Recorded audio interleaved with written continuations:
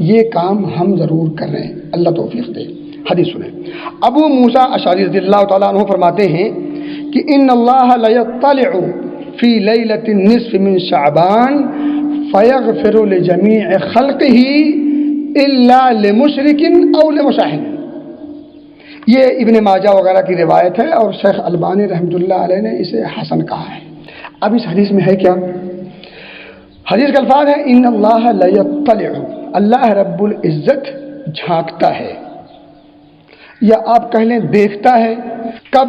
فی لیلۃ النصف من شعبان، جھانکتا ہے 15ویں شعبان کی رات کو۔ فیغفر لجمیع خلقہ، تمام مخلوقات کو بخشش کا پروانہ دے دیتا ہے، الا، مگر۔ اب یہ جو مگر کے بعد جو بیان ہے نا، اسی سے بچنا ہے ہمیں۔ اگر ہم اس سے بچ جائیں تو یقین جانیں اس حدیث کی بنیاد پر 15ویں شعبان کی رات کو بخشش کا پروانہ مل سکتا ہے، مگر بدعات و خرافات کرنے کی ضرورت نہیں ہے۔ آپ ان دو چیزوں سے آپ بچا لیں، سو جائیں۔ دو چیزیں کرنے کو کہا گیا ہے، وہ کیا ہے؟ الا لمشرک او لمشاہد، مگر مشرک اور وہ شخص جس کے سینے میں بغض ہو، یعنی مسلمان کے تئیں سے جس کا سینہ صاف نہ ہو، جس کے دل میں بغض ہو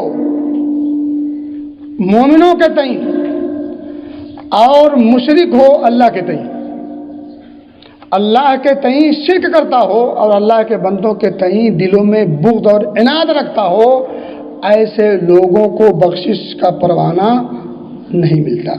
اب کیا کرنا ہے ہمیں؟ ابھی سے یہ تہیہ کر لیں اور عہد کر کے اٹھیں کہ ہم کوئی ایسی حرکت نہیں کریں گے جس سے توحید پر آنچ آئے۔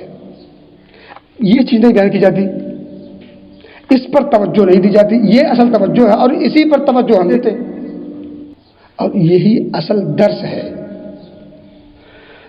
تو کہنا یہ ہے کہ یہاں سے اٹھنے سے پہلے دو چیز کا تہیہ کر لیں۔ آپ اپنے بستر پر اگر مریں گے، اللہ حسن خاتمہ کی توفیق دے، انشاءاللہ الرحمن اس حدیث کی روشنی میں بخشش اور مغفرت کا پروانہ والوں میں سے آپ ہوں گے۔